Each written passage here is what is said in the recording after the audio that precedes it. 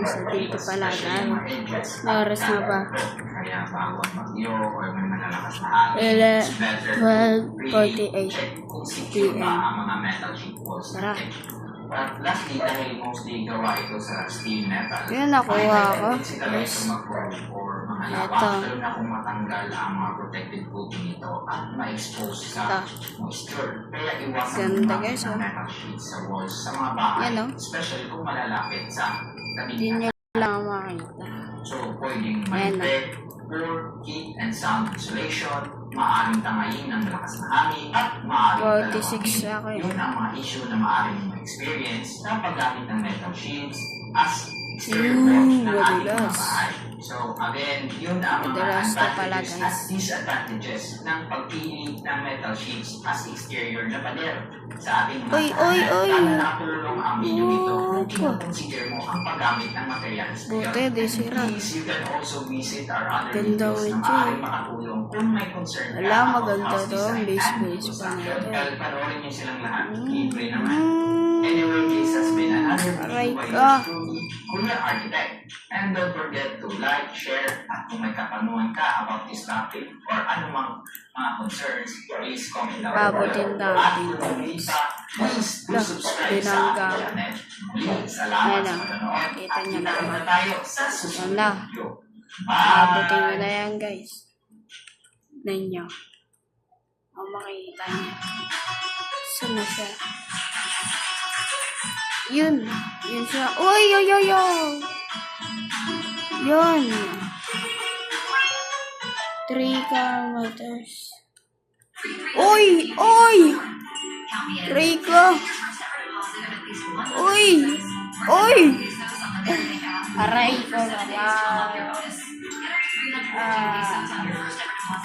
Pumunta ka sa tubig. Diretso na tayo. Uy, mayroon na tayo. Ito. Nakuha natin. Ito pala na yan. Ayan na. Ayan guys. Kung gusto mong malaman ang mga detalye sa mga materials nito, ayan guys. Watch this video. Tapos sa step nito. Tara, tuloy tayo. Wala na sana pala ako dyan. Bibili sana natin. Tagay. Skip muna. Yan na. Ito na. Top up tapusin ko. I-discuss natin ang kanilang mga advantages o kagandahan at ang kanilang pero ang gamitin para sa inyong pero mabilis ka dadagan. Ayan o. Ito na ako guys. Diretso na. Ay, sumalpot. Ayun o. Plastic boards. Yung nauso ngayon is yung hollow type. Ito yung PVC or plastic phenolic board. Ito yung mga small gaps or holes sa Aray ko, nawalog. Huwag na tayo niyan. Plus phenolic film surface. PVC board pero mas rigid, mas magaan itong gamitin kasi nga nawalog yung kanyang core or kanyang kabuuan as a board. Uy, nagas-gas. Titignan ko guys. 5.4 meters which is parang kasukat ng isang titignan ko. At sa flooring, ang kadalasan ginagamit ay 3/4 na thickness. Uy, salamat God. Walang gas-gas. Bilisan na lang. So, ano nga ba ang advantages ng paggamit ng ganitong plastic board? Well, una, dahil nga plastic, diba sabi natin waterproof talaga ito. So, iwas water damage, kumbaga. And again, mas lightweight ito, mas gaan. Siyempre, plastic ay termite resistant or hindi kinakain ng anay. Pero siyempre, meron din itong issues. Una, di ganun kataas yung impact resistance ano ba to? Kasi nga meron itong hollow core. Di ko to So, alam may chance guys. mabutas kung malakas talaga yung impact force. Palit lang tayo. Talon ng talon sa taas ng time. Kasi nga, again, Ito pala pera natin. But in normal use, ayan guys. isa rin sa main issue nito ay pagiging bilis natin. 87, 80, 9, apoy or high Ayan temperature, o, dito ako guys. nalulusaw at May naglalabas sarili. ng mga toxic Ayan yung o, yung ito. nakakalason, nakakahilong mga puso.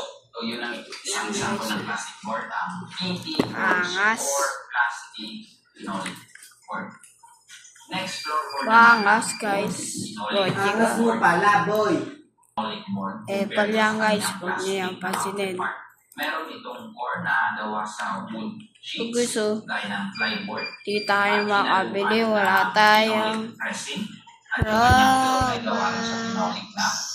Surface. Okay lang. Kaya ito tinawag na phenolic wood boards. Yung paghalo ng phenolic Okay resin lang. sa parang wood core ay pinapa-rigid talaga dito. Basta maganda, ano ko, kutya, tapos kasama ko si At Guy. yung kanyang surface ay napaka-smooth dahil ito ay merong Bilis na. ang phenolic road. So, hindi mo na kailangan pa magpatak pa siya.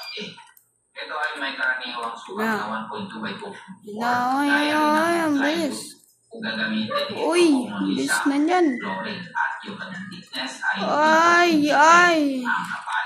So, ano nga ba Ang bilis. ito? Well, hindi man ito completely waterproof. Pag tayo Pero dito. mataas ang Saan ba water tayo resistance pupunta? nito dahil na rin sa phenolic film. Yung Saan kanyang tayo? surface at meron siyang Dito, phenolic dito yeast tayo na mix punta. sa kanyang core. At dahil nga mix dito ng compressed wood tsaka ng resin, ay Dito tayo meron itong dadaan. mataas na impact resistance Dito, compare guys. naman doon sa mga plastic boards. So, Tara, mas madaling bilisan natin. mabutas. And again, mas madaling finish yung surfacing ko or digital. Sabihin nyo, dyan, ah. Kasi nga, smooth na yung kanyang surface. Kaya, Let's less go. trabaho Ayun. na. Saan tayo dadaan? Papantay yung paglilinis ng surface area. Gusto ko ng dito, flooring guys, yun. oh. So, ano naman ang mga issues nito? Una, ang kanyang weight.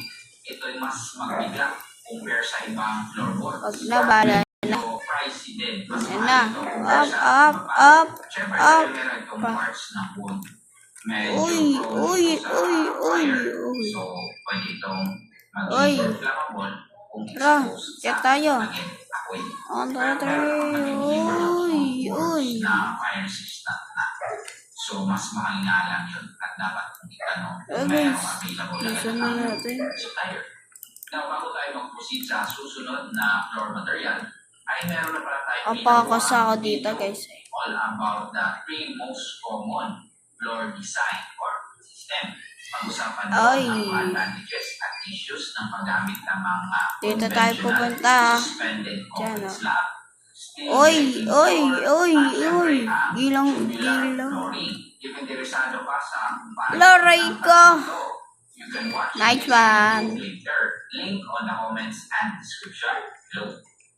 Please na ito. Ulit-ulit naman.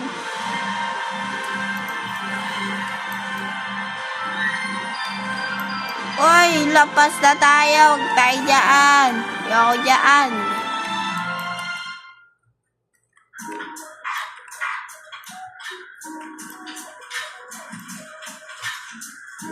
Uy. Uy guys. Tilas naman. Totoo lang to. Gagasa na talaga to. Masisira na pa. Huwag naman. Yun. Tapos na tayo na ito. Floorboard, ang pricing board. Tatalon tayo ah. 1, 2, So, 3, again, ito mas kilala natin sa pangalang go. Hardiplex.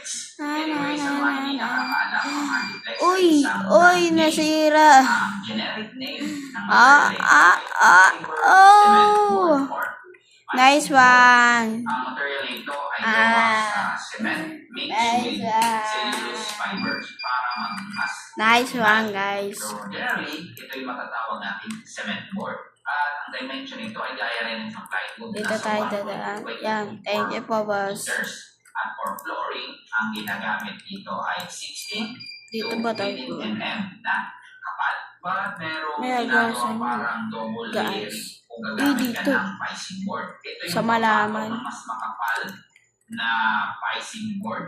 Bye na, guys. Tapos, Wait tinatap lang. ito ng mas Diretso. manipis Sasamahan niyo na ako. picing board din. Samahan niyo ako, ah. 12 mm yung mas makapal na picing board. Tapos kung tapos is niya yung 4 mm na kapal. So, total nun parang 16, parang gano'n. tapos naka-layout Bye na pala guys. na Uy, board ay huwag mo bagain. tutuloy doon sa Bye na.